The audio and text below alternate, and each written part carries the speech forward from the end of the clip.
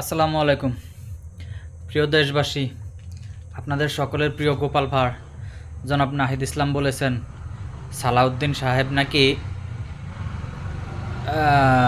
জুলাই যোদ্ধা সবাইকে ফ্যাসিস্টের দোসর বলেছেন। আমি সালাউদ্দিন সাহেবের ভিডিও বক্তব্যটা কয়েকবার শুনেছি। উনি ওখানে স্পষ্টভাবে উল্লেখ করেছেন যারা ভাঙচুর নাশকতা অগ্নিসংযোগ করেছে তারা ফ্যাসিবাদের দোসর। এটা তো বাস্তব কথা। যারা জুলাই যোদ্ধা তারা তো বিএনপির ব্যানার ছেড়ার কথা না। যারা জুলাই যোদ্ধা তারা তো আগুন দেওয়ার কথা না। তারা যারা জুলাই যোদ্ধা তারা তো এই দাঙ্গা হাঙ্গামা করার কথা না। তাহলে কারা করলো? অবশ্যই এরা ফ্যাসিবাদের দোসর। ফ্যাসিবাদের দোসররা আপনারা কি মনে করেন সবাই কি দেশ ছেড়ে পালিয়েছে? না, এরা ঘাপটি মেরে বসে আছে।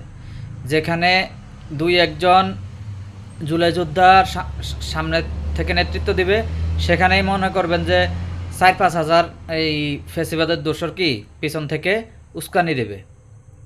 তো এই যে ফ্যাসিবাদের দোসরকে আপনারা সুযোগ করে দিতেছেন, এর খেসারত আপনাদেরকে দিতে হবে। আর যদি মনে করেন যে না এরা সবাই জুলাই যোদ্ধা, তাহলে সালাউদ্দিন সাহেব ক্ষমা চাওয়ার আগে তো আপনাদের বিচার হওয়া উচিত। আপনারা জুলাই যোদ্ধা হয়ে বিএনপির ব্যানার ছিলেন কেন? বিএনপির ব্যানারে আক্রমণ করলেন কেন? বিএনপির সাথে আপনাদের শত্রুতা কিসের? আপনাদের শত্রুতা থাকতে পারে সরকারের সাথে। আপনাদের দাবি দাওয়া পূরণ করার দায়িত্ব সরকারের। বিএনপি কি আপনাদের দাবি দাওয়া পূরণ করার দায়িত্ব নিছে? বিএনপি কি সরকারে আছে? না বিএনপি আপনাদের বাপ হয়? বিএনপি কি আপনাদের বাপ খালু যে আপনাদের সকল দাবি দাওয়া বিএনপি পূরণ করতে হবে? বিএনপি যেমন একটি রাজনৈতিক দল, আপনারাও একটি রাজনৈতিক দল। আপনাদের সকল দাবি দাওয়া পূরণ করার দায়িত্ব সরকারের, বিএনপিরও সকল দাবি দাওয়া পূরণ করার দায়িত্ব সরকারের।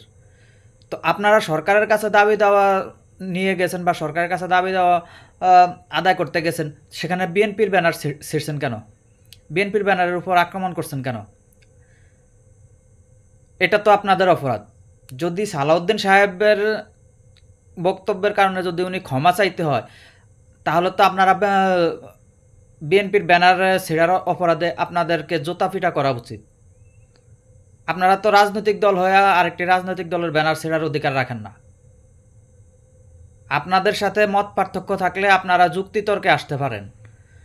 আপনারা আপনাদের দাবি দাওয়াগুলো সরকারের কাছে তুলে ধরতে পারেন বা বিরোধী দলের কাছে আপনাদের দাবি দাওয়া তুলে ধরতে পারেন। বিরোধী দলের কাছে যদিও দাবি দাওয়া তুলে ধরার এখতিয়ার নাই,